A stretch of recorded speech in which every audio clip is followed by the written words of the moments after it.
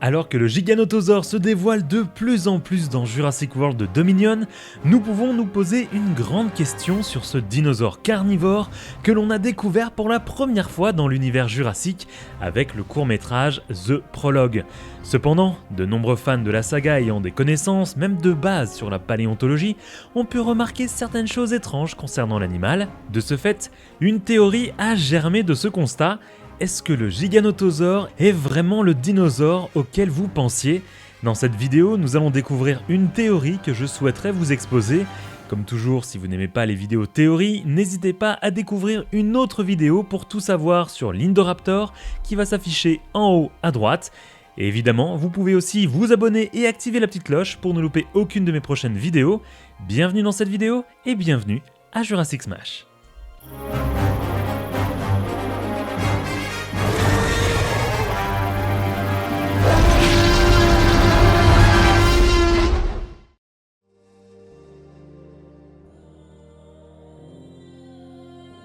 Chaque Jurassic Park et Jurassic World a toujours eu un dinosaure ou un hybride que l'on pouvait considérer comme véritable antagoniste. Jurassic Park avait Roberta, le monde perdu avait les deux T-Rex Buck et Do, Jurassic Park 3 le Spinosaure, Jurassic World l'Indominus Rex, Fallen Kingdom l'Indoraptor et Jurassic World Dominion aura, semble-t-il, le Giganotosaure. Mais avant d'aller plus loin, revenons sur ce que les paléontologues estiment être un Giganotosaure. Ce dinosaure appartenait à la famille des Carcharodontosauridae et vivait au niveau de l'actuelle Argentine au début du Crétacé supérieur, il y a environ 99,6 à 97 millions d'années, soit environ 30 millions d'années avant le T-Rex. Découvert en 1995 dans la province du Neuquén, en Patagonie, nous savons, grâce à un squelette à 70% complet, que ce prédateur était l'un des plus gros carnivores que la Terre ait porté. Un second squelette fut ensuite découvert en 1998, confirmant cette théorie. D'après certaines estimations, le Giganotosaurus mesurait de 13 à 14 mètres de long et plus de 4 mètres de haut. Le Giganotosaure avait également un crâne massif de plus d'1,50 m de long. Du côté de son poids, une estimation datant de 2007, publiée dans le Journal of Vertebrate Paleontology, estime qu'il aurait dû peser environ 15 tonnes, même si le poids d'animaux à partir d'ossements est toujours compliqué à établir. Avec ces données, on peut estimer que le Giganotosaure était un peu plus gros que le T-Rex.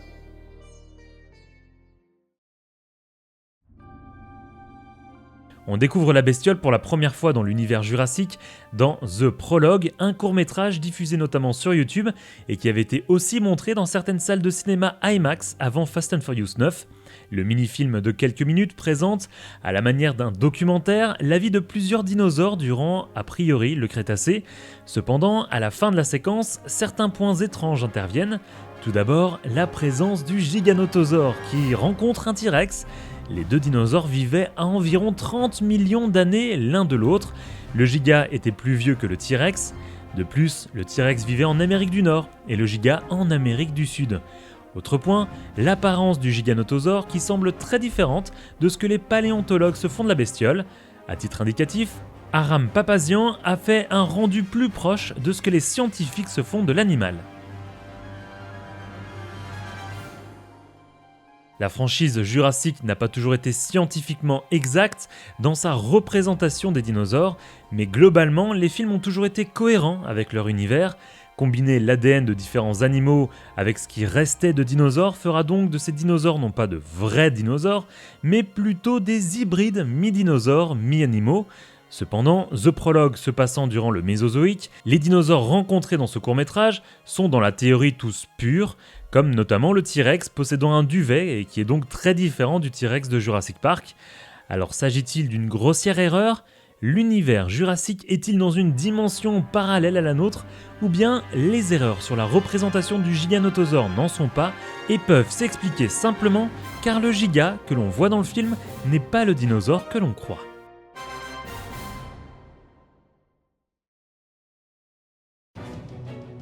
À partir de ce moment de la vidéo, tout ce que je vais dire n'est que théorie. Cette théorie sera peut-être confirmée ou bien pas du tout confirmée dans le film Jurassic World Dominion. Et si nous nous trompions de dinosaures concernant le Giganotosaurus ?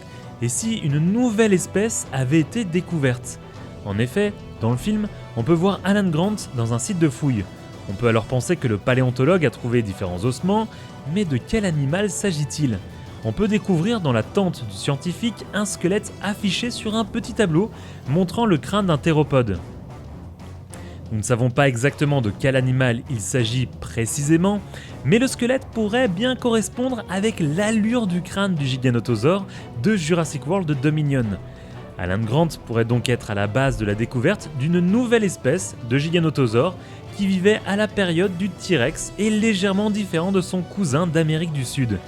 Avec la découverte de ce nouveau dinosaure, ou plutôt de cette nouvelle espèce de Giganotosaurus, il est possible que Biosyn ait pu récupérer un gène de cette nouvelle espèce, plus grosse et plus dangereuse, afin de la faire revenir sur Terre pour une raison inconnue.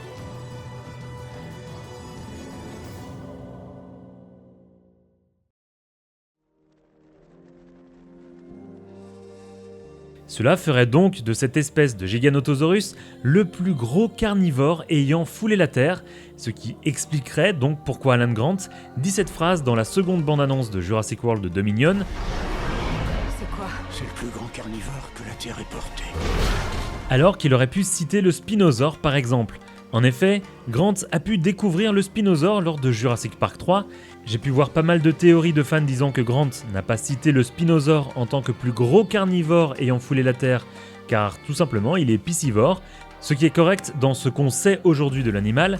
Cependant, il semblerait que le Spinosaure de Jurassic Park 3, créé donc par InGen à partir de différents animaux et espèces disparues, soit plutôt orienté carnivore. On le voit dévorer notamment 2 personnes au début du film, mais il se peut aussi que le Spinosaure d'InGen ait pu faire une entorse à son alimentation, ne rechignant pas sur de la chair fraîche. Cette théorie explique du coup pas mal de choses dans l'univers jurassique. La première, c'est que le Giganotosaurus est très différent de la représentation que les paléontologues se font du Giganotosaurus à l'heure actuelle.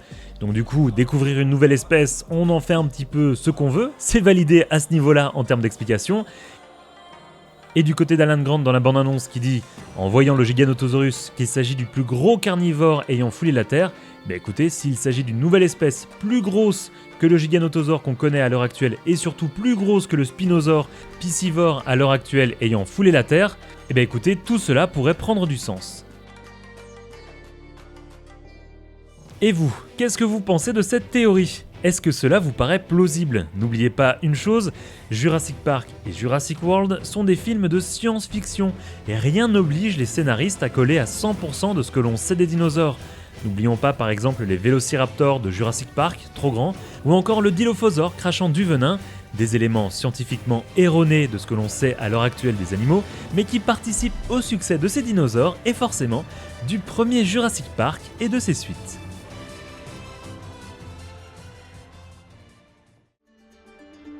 Comme toujours, n'hésitez pas à me dire ce que vous pensez de toutes ces informations en commentaire. Vous pouvez devenir membre fondateur pour avoir accès à des émoticônes sur la chaîne ou devenir membre soutien et avoir votre pseudo YouTube mis en avant à la fin de mes vidéos ainsi qu'un accès à certaines vidéos en avant-première. Pour cela, cliquez sur l'onglet rejoindre sous cette vidéo. Merci à mes membres soutiens et à toutes les personnes qui supportent cette chaîne en vous abonnant et en partageant mes vidéos sur vos réseaux sociaux. Nous, on se donne rendez-vous dans une prochaine vidéo. Salut les Smashers!